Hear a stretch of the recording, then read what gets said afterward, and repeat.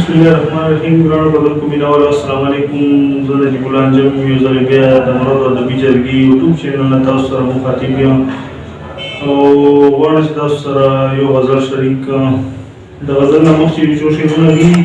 وایي خپل ځان په ګوتې سنډ وهي هر سړی، خپل ځان په ګوتې سنډ وهي هر سړی، د بل په سر خاورې تپي هر سړی. خپل ځان په ګوتې سنډ وهي هر سړی، د بل په سر خاورې تپي هر سړی. او حق ته څوک حق نه وایي دلته ربا، حق ته څوک حق نه وایي دلته ربا. نن سبا سترګې پټوي هر سړی.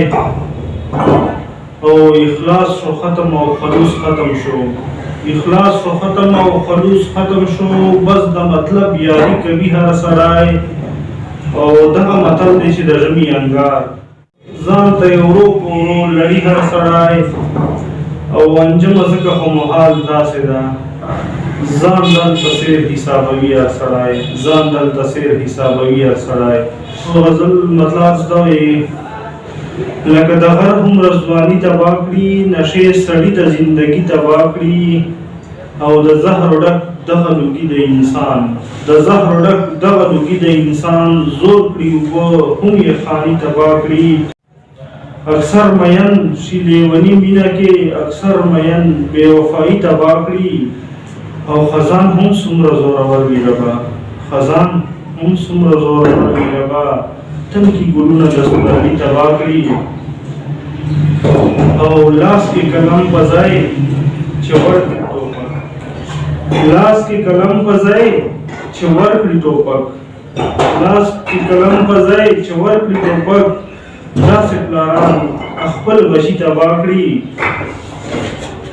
او بعضې انسان د تکبر د لاسه، بعضې انسان د تکبر د لاسه، بعضې انسان خپله مستي تباه کړي.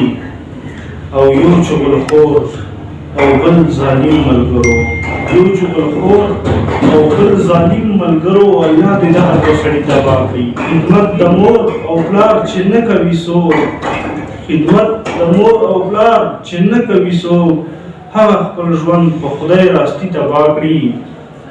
او زړه مې نازک دی راتوی نه کړي، زړه مې نازک دی راتوی نه کړي.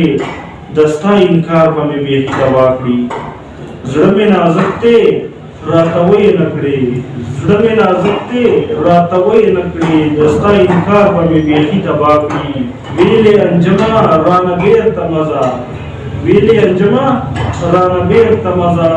ما به په خدای ستا جدایي تباه کړي، ما به په خدای ستا جدایي تباه کړي.